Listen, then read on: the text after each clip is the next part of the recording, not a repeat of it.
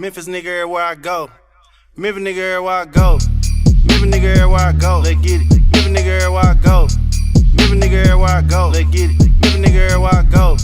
Memphis nigga everywhere I go. Let's get it. Memphis nigga everywhere I go. Let's get it. Memphis nigga everywhere I go. Eyes all red like city girl. Ayy, Memphis nigga everywhere I go. Ayy, break the bitch down, finna break it down a little more. Run up money, finna run it up a little more. Chop niggas up, finna chop a little more. Nigga wanna chop it up, nigga, hell no. She wanna lay up all night, bitch, hell no. Hoodie on my head and I'm shooting like Mello. Killed him in the hood, he ain't make it out the ghetto. Memphis nigga everywhere I go. Shit fucked me up, man, because look, when I put on the rest, they put that nigga rest in a 6-piece suit. The man had every fucking surgery right there, man. This man shit was sitting up. And I'm like, this nigga been wearing leotards and sundresses for the last 10 years. My auntie said you can confuse us, but you can't confuse God.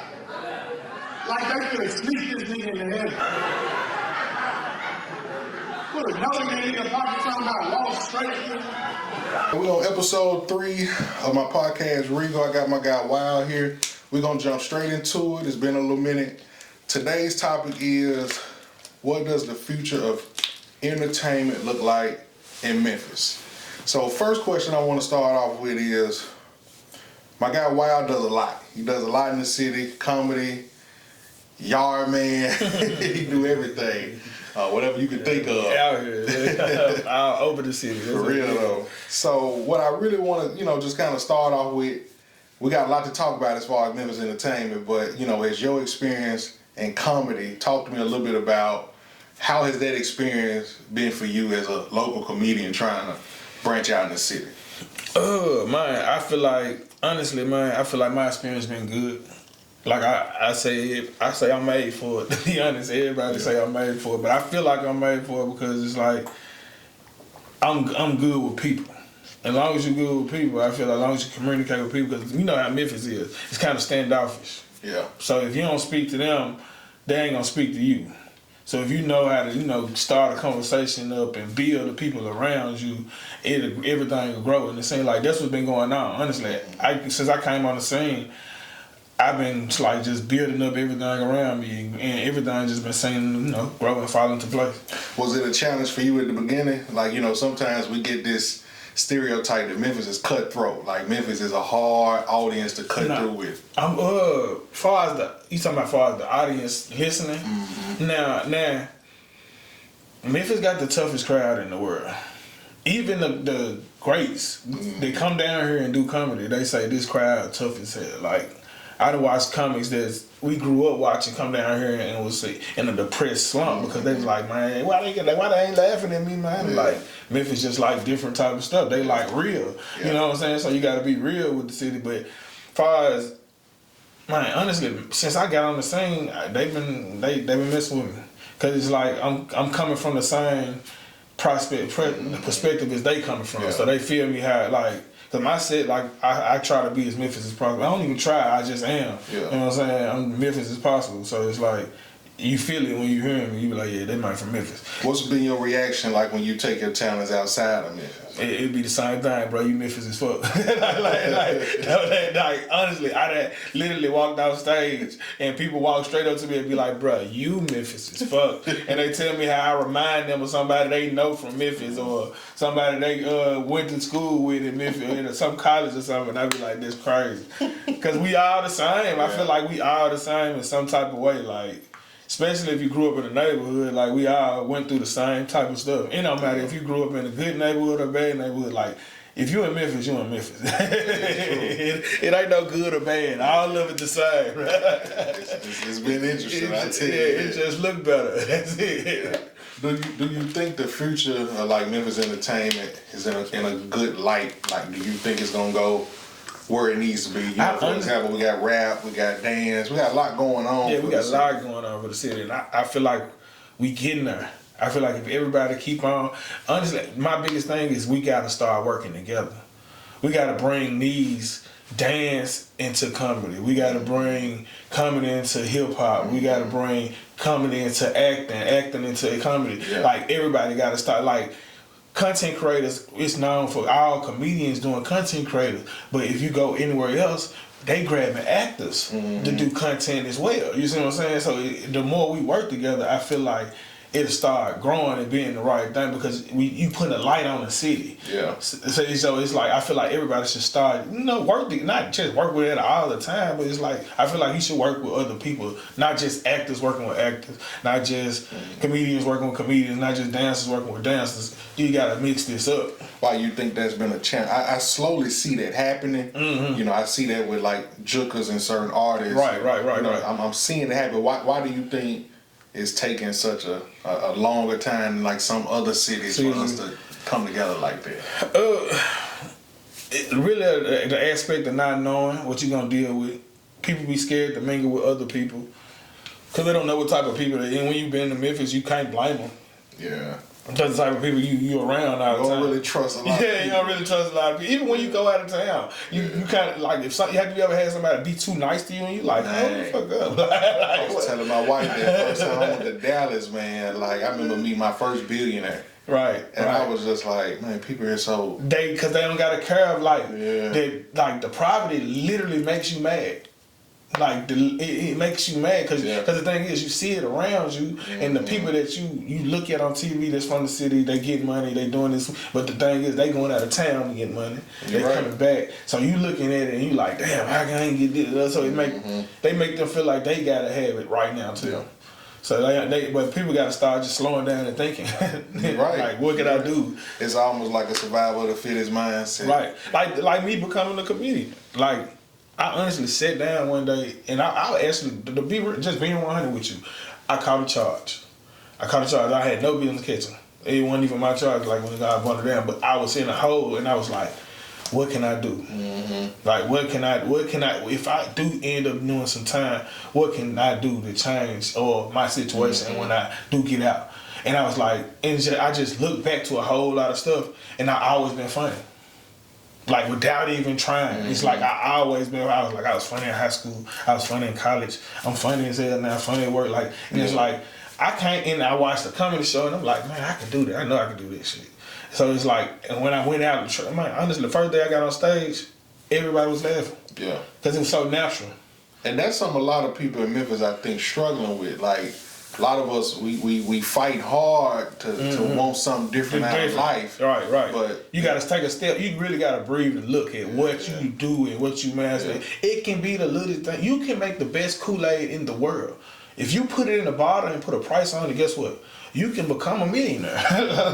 You just don't know. Yeah, you don't. It could be the best Kool-Aid ever. You'll be known for making the best Kool-Aid ever. So it's like, you gotta tap into what you know how to do good. What you always been, naturally come to you.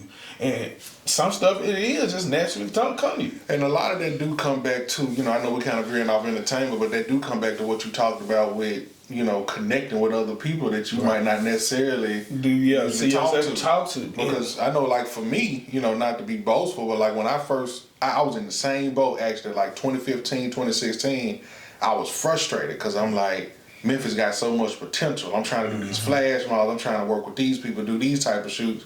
And I remember when I went out to Dallas and Houston, and I just said, I'm finna travel. I'm finna change my name. I'm finna travel. And connecting with people who think way differently. Different than you. And it's different. Yeah, it was different. And they really opened my mind up to like, okay, all right, everybody ain't out here mad. No, everybody ain't mad. It's like literally the situations we in put us in their mind state. Yeah. And it's like you can get yourself out of this state. You just don't want to. People don't, care to get themselves out of this state. Yeah. Because when you look out the window, you still see the same stuff. But you really got to change the start in your head and then the action. Like a lot of people don't go and, take the levels. Folks be like, I need the money to get this. I need money to get this. When really, you just need to find an alternate, do that until you can get the money to do that. Yeah. So it's like sometimes you got to take a chance and look dumb. Yeah. You know what I'm saying? To get your job done. That's true. And it's going to build off it. That's when you going to remember where you came from, though, when you do that. So it's like a lot of people got to know you don't need nothing. It's true. What you think the future of comedy in Memphis is like, especially for a lot of local comedians? Man, I'm gonna be honest with you. I feel like Memphis when I say like fit be one of the biggest scenes to come out, and I say give us 3 to 5 years, and Memphis will be probably one of the top scenes. Cause like I came on this scene and I watched how it was slow, and I slowly watched it. Everybody started to hit hit the stage every day.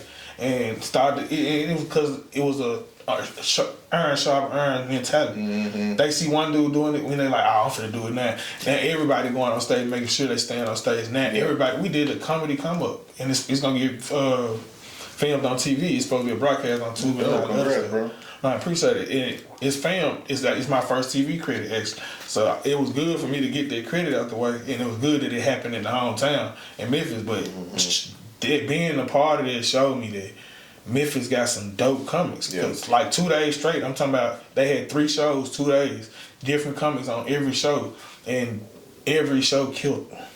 And I think we all have we've seen this change, right? Like Memphis, because I remember like when Chuckles was talking about doing something, I was like, when I thought about it, I was like, does Memphis really got a main comedy hall or a place where people can go to? Right. So. And Chuck is pretty much the only place still, but it's a lot of rooms that people are making now. It's like in Midtown, it's like 5 different rooms you go to throughout the week. It's a room every day of the week in Memphis. Yeah. And that's what, like, a lot of comics from out of town coming to Memphis now, because out of town, instead, if you in a regular city or state like Alabama or something, they go to Atlanta or something to get their comedy out, because a lot of places ain't got rooms. Yeah. Now they coming to Memphis because Memphis got a lot of rooms. Yeah. Memphis doing a lot of work now, so it's like, if we could keep a lot, but at the same time, a lot of people still scared to come down. So we trying to change all that, and it's like, it's coming together, but the city got to start understanding more of the aspect of what's going on, really. That's the ugly truth, but we got to talk about it. Do you think too, like, we got a lot going on, crime, I mean, it's relentless. Do you think that is a big reason why you think we might be still held back a little bit with a lot of entertainment right now? I really do, because like when you come to these, first instance, when you're doing films, you need buildings and stuff. People don't like a lot of people in their buildings for a certain reason, because they don't know who coming in there. They don't know what's going to go down, and they don't want extra attention in their room because they don't know what's going to happen in the building. So it's like, I feel like we lack leadership. We had mentors growing up. There was a lot of mentors you had, and the Big Brother thing, it was a real thing. Like, we actually had people that you felt like cared about you, and I feel like we lacking that. We lacking leadership, and like you were saying, with bringing up the fraternity thing, that's why I feel like that can be a thing in the community to come out and get some. Cause like they gonna listen to some people, and that's what people think. These people out here, Memphis kids, they won't listen. But I went to Hamilton High School probably on Dog Day, 2-3 weeks ago, and I ain't gonna lie, I was crushed listening to them. Their stories, man.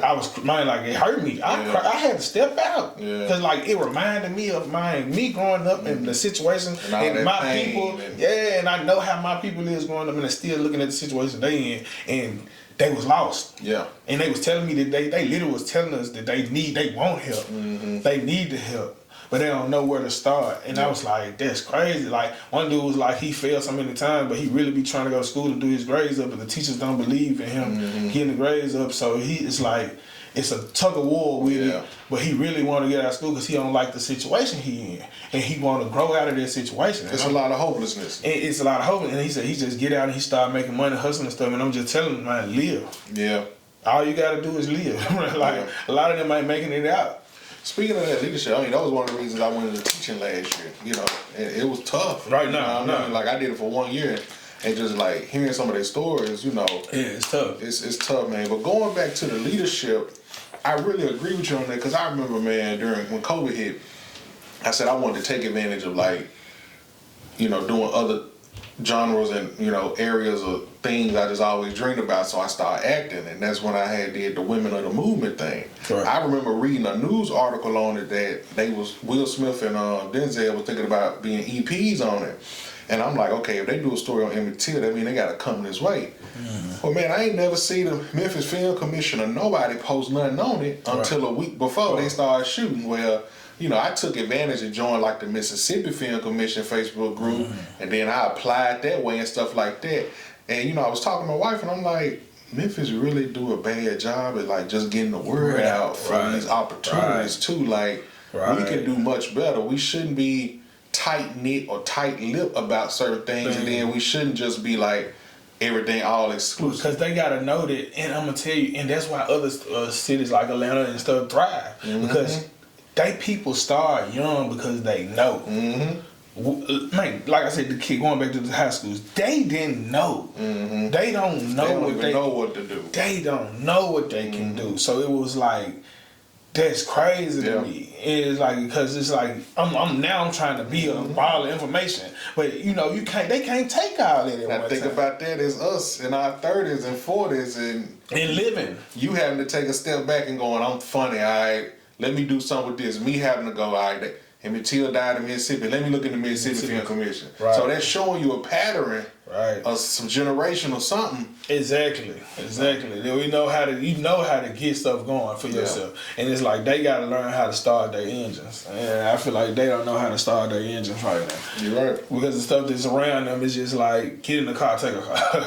go get some money from somebody just so I can show it off real quick. I don't care how fast I spend it. Like you're right. They ain't trying to invest. They don't know about investments. They don't know about buying little stuff to like business. Like, and I felt I was in the same boat. I think a lot of us were. I was in the same boat because like I could have went down a dog path. I could have went down because like honestly, college saved my life. Because I honestly say that all the time. Not that it wasn't the school part of the thing. It was the people. I met you in college. Yeah. You know what I'm saying? I met a lot of people in college that as I grew older, it furthered my horizons and put me in different rooms. And it's like, because the network, if I would have stayed in the neighborhood, I would have never known these people. You see what I'm saying? And it's crazy to me because I see people that's in my neighborhood, when they start to grow, guess what they start doing? They start meeting the same people I know. And it's like, I'm like, damn, how you know them? It's like, because they start to, work and do stuff for themselves and get out of that mind state. And it's like, it's all about moving around. It is. It's really about you never moving know who you'll meet. Never know who you meet. It's about, you got to network out here. Yeah, you do. What do you think is the next big thing for Memphis right now? We got a lot going. We got sports, we got rap, we got hip hop, we got dance. What you think big next is coming up out of Memphis? I'm gonna be honest with you. If we can, yeah, you get it right. But I'm gonna be honest with you. I'm gonna sit down and chill type of guy, and I sit and I watch TV, and I watch Tubi. So watching Tubi, I see how the Memphis film industry really trying to get it together and build film. They putting their minds together and working, and they actually putting out some movies that you watchable. You can watch them and enjoy the movie. So it's like, once they start, I feel like you get more writers on the scene. You get more people that can actually, because there's a lot of hood movies. Because you was in my movie, I just thought about it. Right. Yeah. So it's like, you get more different writers on the scene and everybody start to link up. I feel like the scene can grow into something, because it's just me sitting back on the outside looking in. I see that, I'm like, they taking it serious. We got to be the ones to do it. We got to be the ones to do it, exactly. I think a lot of the people that's in leadership positions, we can't wait. And we can't just be bowed down to just being in an exclusive group to get this perk or to see this actor or something like that. We got to be the ones to open them doors up. Open them doors up. And honestly, that's all it is about you doing it. Like, everything is getting put out in that scene like it's independent. So if you get out and you actually go with your mind and actually work it, I feel like, and find the people, because there's so many people that's doing it now. There's so many, because like, I remember when folks were trying to shoot, you couldn't find people at first. No. And it was the fact that they didn't know. Like you said, Memphis lacked getting stuff out. Yeah. And it was a struggle for me. Yeah. I mean, I had to do everything. Write it, edit, get locations, do what I could. It was tough, Right. It's good to see that. And I think social media is playing a big part in really trying to connect everything together. And I feel like that's a main thing. Because social media definitely helping out a lot. Yeah. What you see for yourself, man? What's the future like for you? Honestly, I ain't gonna even lie to you. Everybody say I'm crazy. I want to be the funniest dude in the world. Everybody be saying I'm crazy when I say this, but like, you the future Bernie Mac. I want to be known as one of the best comedians that ever lived. Like, I literally put my time and mind into this all day, and my energy travels. I see it. Like, literally, people can be around me for a week, and you would think they was being with me their whole life. And you like, damn, this motherfucker acting just like me. So it's like, by me saying that, I like it though. It's because I'm bringing good energy around that you can build off of, and that's a building thing. And Memphis needs that. I mean, sometimes we gotta we Cause that's one thing about Memphis too. Yeah. They'd be mad because they'll put out a talented person can put out so much energy and be mad because somebody else trying to be like them. Yeah. And I'm like, that is insane. That's true. That's a compliment, bro. Like, let them. That's how it grows. Mm-hmm. You went to a whole mumble rap stage in Atlanta where everybody was rapping the same. So it's like, let it build. Let that energy travel through folks. Don't stop it. Like, motherfucker really sit there and stop it. Hey, you trying to be like that. Stop it. Oh, I dealt with that with my flash mob. That's crazy. People didn't like to see the attention it was getting. I'm That's like, crazy. And that ain't even what the message is That about. ain't even message about. People got, and I feel like people don't know how to share their energy. Yeah. They think it's just for them. Yeah. And it's like, nah, bro, you are motivating people. Mm-hmm. Don't think nobody's stealing from you. Like, I can sit up and say everybody's stealing from me if I wanted to. But I'm gonna be like, nah, you're wasting your time. You're wasting my time. It's like, nah, I like the energy. Yeah. Let it travel. Yeah. Because you want to build. Like when you look at any kind of place that's wrong, you don't look at the individual. You look at the scene. Like you go to acting, you say LA, and it automatically pop in your head. Mm-hmm. You go to comedy, Chicago, it automatically pop in your head because everybody out there got the same energy. Yeah. Everybody. They say everybody in Hollywood, they got the same energy. So it's like it's the energy you put out. That's why everybody here got the same energy. It's negative. like they gotta change it. They gotta change. We won't allow it to get put out because we want to stop it. As soon as the positive start, they want to stop it. It's like, nah. I think we all have experienced a lot of that, and that's unfortunate. Because we live in it. We live in it. And like you said, when you go out of town and you see it differently, it's like, damn, this crazy. And a lot of people see the talent in you too. Not to down Memphis. We love Memphis. We from Memphis, but the sad reality is, I think a lot of us, when we take those talents somewhere else, it's a little bit more appreciated. And I'm gonna be real. I really feel like they be surprised that you outside of it because of the mind state of the city. Yeah. They be like, dang, you out of like you made it out of there? Like a lot of people ain't trying to lead her. Yeah. Like as bad as Chicago is, a lot of people ain't trying to lead her. That's it's true. like it's when you in the place, it's a shell. It's like I don't understand what the shell is, but it's like you don't want to leave that place.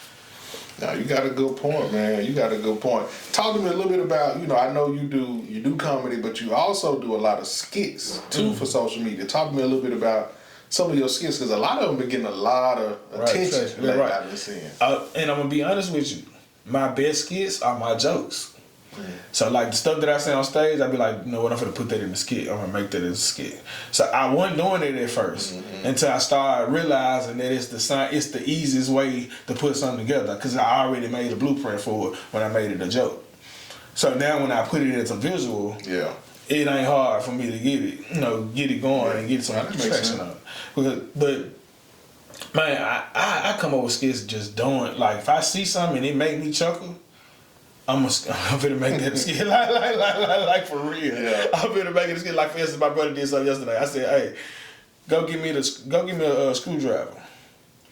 He came back with a butter knife, and I was like, "Dang, that's a skit." You looking past. Because I'm looking past it. Like to me, I just look at everything. I'm like, because everybody that's relatable. Yeah. Somebody that tried to true. open up something with a butter knife. I think a lot of us did. Everybody did. So I just, Then your daddy go, what the hell I'm doing? what the hell doing the butter knife? Yeah, once it start bending up and shit. So it's like it's the relatable stuff that make you like be like, God, that's crazy. Yeah, no, that's true, man.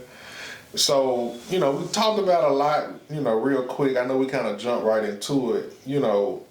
We talked about Memphis, we talked about the environment, we talked about comedy and stuff like that. Is there something else that you think that you want to veer off into besides comedy? What you talking about for myself? Like, what else outside of comedy, you know? Nah, I'm gonna be honest. I'm gonna do everything that come with it. So like I ain't too big on acting right now. Like a lot of people hit me up and be wanting me to act, and I tell them now because I'm trying to focus more on my comedy. I want my comedy to be my comedy. I want it to be built off everything around me based off what Gotcha. my mind thing. You want your brand and to be based off comedy. So everything else. when you come get me in for a movie, I want you to be myself for the most part. I want you to be yourself, but here's your line. So you know what I'm saying? Yeah. So like, cause that's what I see most of the comedians that I look up to. That's what they done did. They focus more on their comedy first, cause it's like embodying a character that's a whole different. You know, that's a whole different ballgame. Like, I got one more question before we wrap it up, because I wanted to do a segment on this. So I wanted to really get down to like Memphis checking. But I want to talk about it from a different perspective. We know Memphis checking is real different. And I just want to give this example before I ask my question. So I remember back in college, man, me and my roommate, we had met somebody during orientation that was from Nashville. Right. And we was kicking it, you know, everybody kind of networking, just kicking it. And out of nowhere, he didn't know what he was doing, but he made a joke. He checked me. And he called me black ass, you know. And I'm like, whoa, where that coming from, bro? Yeah. So, you don't know where we came from. You know what happened? We flamed for about 20 minutes straight. But something happened. And 20 minutes later, this dude was ready to really do harm to us. Nah. He broke down, like crying. Talking about he was hot. And he said something that stood out to me, because sometimes when we check in Memphis, you don't think about it. You don't think about it. You don't care about nothing. You just say it. Yeah, he said, bro, I was just making a joke. Why y'all going so hard at me?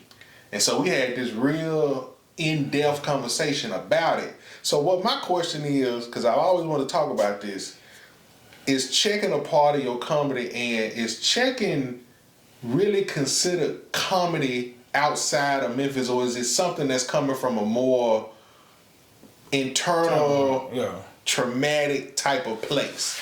So, I know we really get into something much more deep, because checking ain't nothing like a joke. So checking ain't nothing like a joke. We go hard. No, I'm checking ain't nothing like us. First and foremost, I was known for checking. That was my thing in high school. That's another reason why it made me say I wanted to be a comic.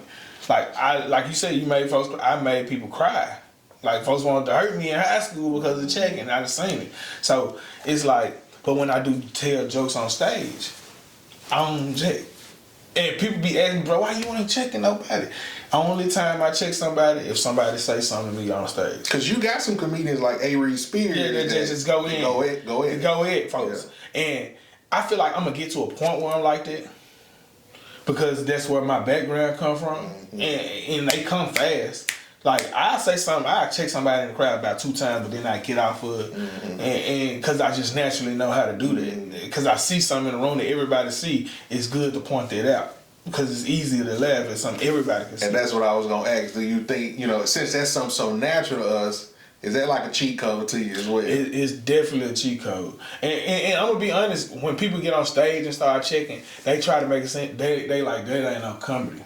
That's how they look at it. Like, that ain't comedy. He just up there, checking and roasting people. I hadn't thought about that. Yeah, it got its own place in comedy. It's part of comedy, but it got its own place in comedy. Like, you literally gotta. I'd rather get on like the show with the desk and y'all checking each other.